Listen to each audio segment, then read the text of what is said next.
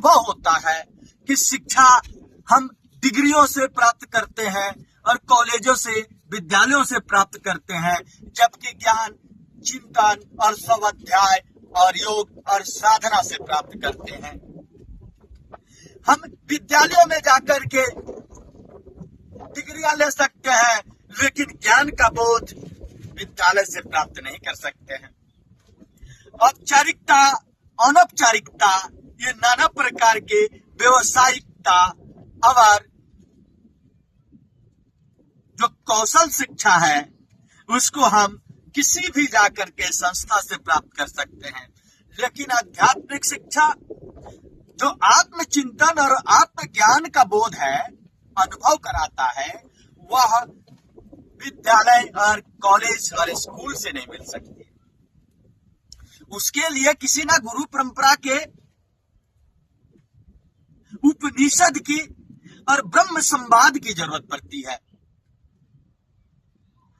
साथ ही साथ बहुत ऐसे क्रियाकलाप है जो कि शिक्षा और ज्ञान के बीच अंतर का अनुभव होता है।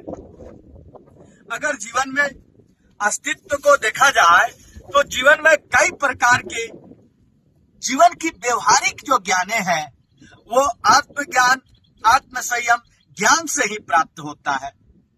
ज्ञान के भी कई प्रकार हो सकते हैं। विज्ञान भी एक ज्ञान का स्वरूप है जो काफी गहरी तर्क से और अनुसंधान से प्राप्त होता है। आध्यात्मिक ज्ञान योग साधना से प्राप्त होता है, जिसका सिद्धि के रूप में मानव उसको समझता है। लेकिन वही शिक्षा का जो स्तर है, हम अपने जीविकोपार्जन के लिए, हम अपने अर्थ की संग्रह के लिए, सुख शांति सुविधा के लिए हम अनौपचारिकता शिक्षा को प्राप्त करते हैं। वही चारित्रिक शिक्षा, जब संस्कारिक शिक्षा को बात आती है तो मानव को संस्कृति की, सभ्यता की और समाज की बात आती ही है। तो शिक्षा और ज्ञान में तुलनात्मक अगर देखा जाए तो नाना प्रकार के अंतर देखने को मिलता है। ज्ञान जीवन को कौशल तरीके से बोध और संतुष्टि कराता है, अनुभव कराता है कि वास्तविक सत्य क्या है, जबकि शिक्षा उस स्तर को अनुभव के द्वारा उसको उपयोग में लाने की तरीका बताता है।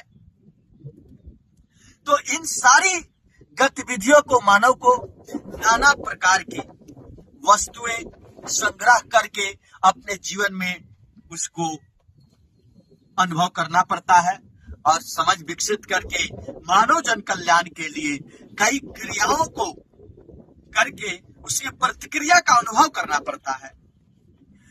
जैसे अनुभव ज्ञान का सहनशीलता, आत्मज्ञान की सहनशीलता धैर्य से लिया गया है। राम के पास इन सब कुछ होने के बाद उनके अंदर सहनशीलता थी, जबकि यही बातें रावण के पास पूर्ण वेद ज्ञान होने के बाद भी अहंकार होके उस सबको नष्ट होना पड़ा। वही विदुर की उनके धैर्यता, उनकी सहनशीलता और उनकी आस्था इस बात का प्रमाणित करता है।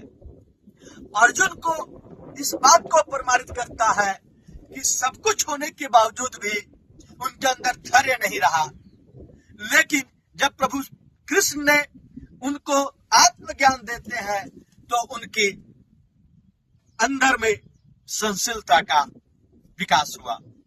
उससे उन्होंने धर्म और अधर्म की लड़ाई लड़ा। तो ऐसी प्रक्रियाएं मानव के जीवन में निरंतर घट रही है। ज्ञान का अनुभव गुरु के कुल में जाकर आत्म संयम और आत्म नियंत्रण करके प्राप्त कर सकते हैं, जबकि शिक्षा आप बड़े यूनिवर्सिटियों में जाकर, कॉलेजों में जाकर, स्कूलों में जाकर के प्राप्त कर सकते हैं। लेकिन जो यूनिवर्सिटी की नॉलेज है, वो नॉलेज आपको जीवन जीने की कला सिखाएगी, जबकि जो मनन चिंतन अध्याय और 100 अध्याय से प्राप्त किया हुआ ज्ञान ये आपको सुख, शांति और समृद्धि लाएगी। हाँ, शिक्षा एक क्षेत्र में बहुत विकास कर सकता है, सर्वांगीण विकास नहीं कर सकता, जबकि ज्ञान सर्वांगीण विकास करता है। वो आर्थिक हो, शारीरिक हो, मानसिक हो, सामाजिक हो। मनुष्य का, मानव का 4 स्तंभ है।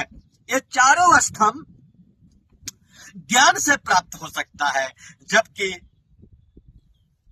शिक्षा आपको एकल दृष्टि में ले जा करके, अनुभव करा करके, आपको कुछ पल के लिए, कुछ दिन के लिए, कुछ क्षण के लिए अनुभव करा सकती है। वो चाहे सुख की हो, चाहे समृद्धि की हो या सम्मान की हो। तो बात आती है ज्ञान और शिक्षा के तुलनात्मक अनुभव का। तो सबका मूल सार है, सभी का मूल सार है को पूर्ण बनाता, मानव को पूर्णतः